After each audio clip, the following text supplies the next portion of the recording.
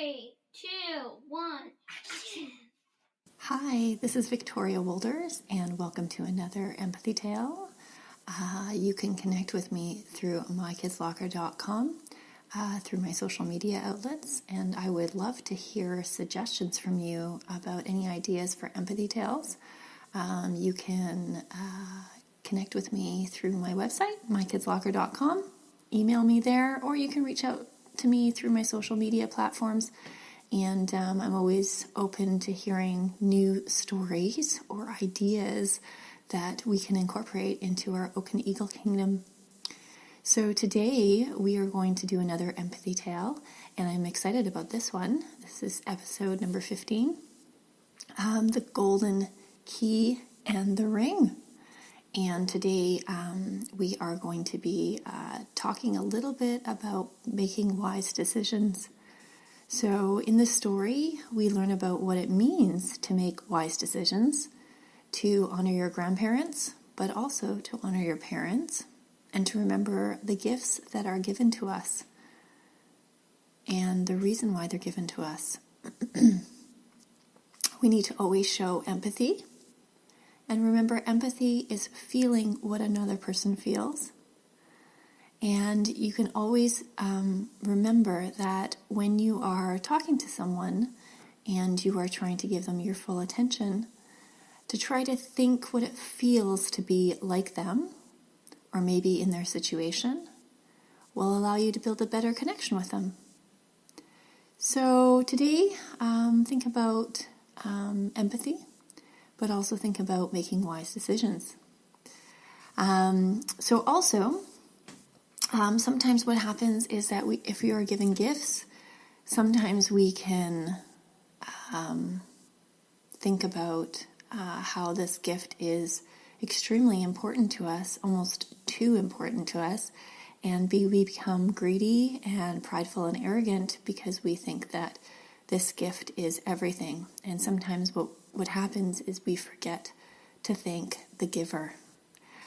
We need to remember to always be grateful for those gifts and to share those gifts, to care for others and show compassion.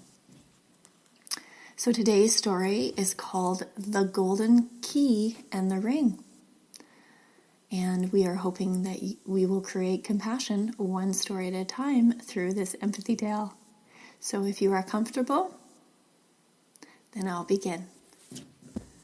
Once upon a time, a long time ago, in the land of the Oak and Eagle Kingdom, there lived a boy who lived with his grandfather in the land of the northern eagles.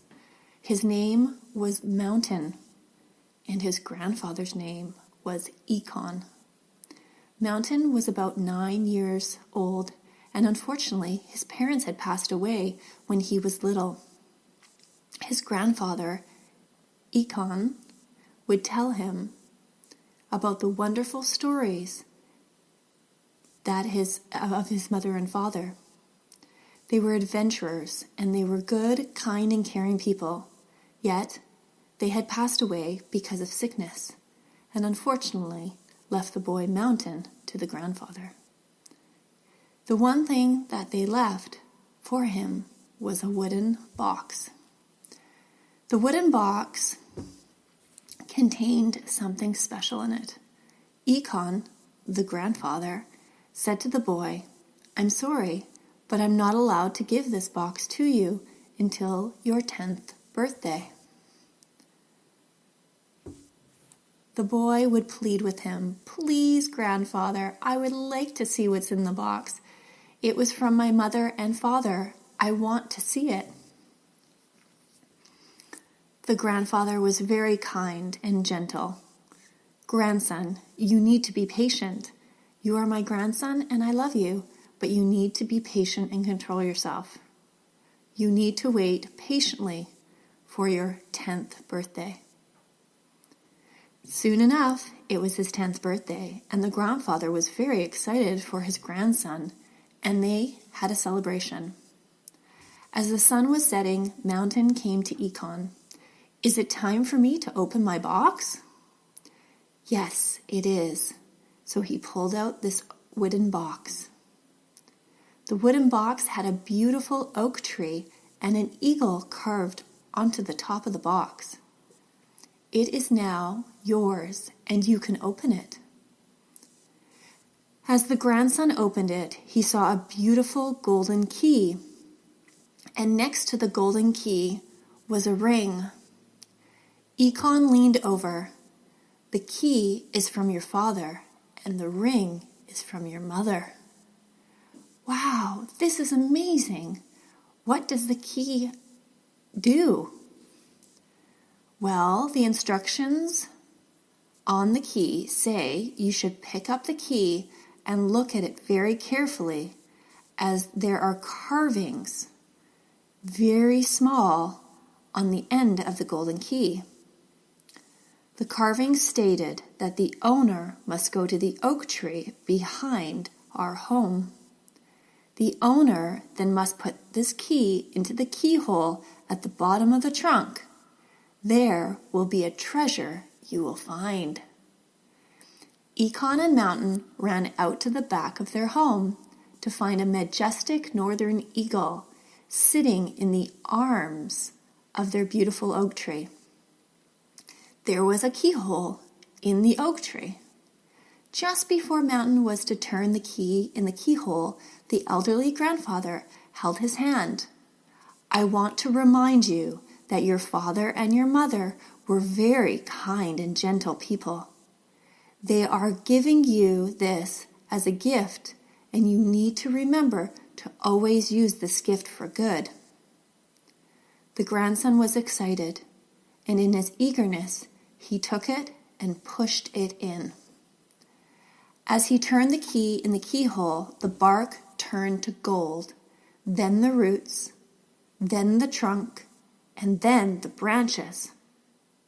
Finally, the leaves on the tree turned gold. He reached up and plucked out one of the golden leaves, and he gave it to his grandfather. Grandfather, we are going to be rich. Well, remember that you may be rich in the world, yet you have to always remember to be rich in your heart with compassion, love, and care. The boy, who was excited, looked at his grandfather. We've got to go to the village. We've got to sell these leaves, and we can move out of our cottage. We will move into a big castle, and we will be wealthy forever. You don't need to worry about money anymore. Econ spoke gently. Mountain, I need to remind you that there's one more thing in the box. The boy said, Oh, what is it? Econ picked up the ring. It's a ring. The grandfather looked over to his young grandson. This ring will come in handy one day. It will help you. The boy was so enamored with the golden tree that he picked up the leaves the next morning. He had a bucket full of leaves, and he went into town. The people in the village wanted to buy the precious gold leaves, so the boy would sell them. Then he would return back to the golden tree and take more leaves, and then go back to the village and sell more. In time, Mountain was cutting down the branches because he had sold all of his golden leaves. With the golden tree leafless and branches missing, Mountain went to Econ and shared that they would be moving to a big castle because of all the money Mountain made from the selling of the parts of the golden tree. The grandfather smiled carefully. I do not wish to move to a castle yet, and grandson, you are only allowed to buy a castle at 18 years of age, so you will need to wait until that time. The day Mountain turned 18 was the day that he moved into a beautiful, large castle at the end of the land of the northern eagles. He called it Majestic Mountain Castle because of all his wealth. He took all the money that he had from the small cottage. He plucked what was left from the golden tree over the 8 years, and he ran away with his gold and chose to live alone in the majestic mountain castle. He lived there for a couple years. Well, on his 20th birthday, he fell in love with a princess, and he knew he was going to marry her. Within a couple of years, he had not spoken to his grandfather, Ekin, in a long time. He was so involved with his money, his castle, that he had forgotten about the ring in the box that was in his grandfather's home. He proposed to the princess, and he knew that he wanted to get married by the golden oak tree, which was now barren and unhealthy. He told his wife-to-be that they would be married by an old oak tree. She responded, "Oh, what's that?" He explained how he became rich because of the magic key. The grandson had turned prideful, though. His unwise decisions and his arrogance made him forget about his grandfather, Ekin. They decided to go down into the cottage, and he knocked on the door. The grandfather opened the door, and the grandfather was happy to see his grandson and his fiancée. He loved his grandson, and he had missed him. The weak, elderly man hugged Mountain. "I missed you." Mountain did not have many feelings left for his grandfather. He just knew that he wanted to get married by the golden tree. "I would love to have you married under the golden tree. However, you can only see a little bit of gold left. It's dying." The man said, "I'm going to try to get as much gold as I can before it dies." He walked to the back and saw the old tree. The leaves were all gone, and most of the branches had been cut down. It laid there, weary, tired, and weak. It was a poor vision of what it was originally. And the bark now was flaking off because of its unhealthy state. The last time it was touched was the last day you left this home, said the grandfather. Mountain's heart was hard, and he was disappointed the golden tree was not as big as before. However, he still chose to be married under the tree. "On my wedding day, I will touch this tree once again, and I hope it will bring me more riches in the future." The grandfather, looking on to his grandson, bowed his head in sadness. Well, months passed, and on the wedding day, the beautiful bride was ready, and the grandfather reminded Mountain of his box, which should be present at the ceremony. The grandson remembered that the box had the ring. "This ring would be perfect for my new wife." So he took the ring out of the box. The ceremony progressed. The bride and the groom were standing right by the tree, and as he leaned on the tree, he stated, "This tree has made me a wealthy man." Leaning on the tree, his hands started to turn to gold.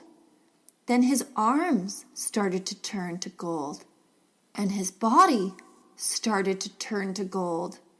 At first, people just thought it may be the sunlight hitting his body in a different angle.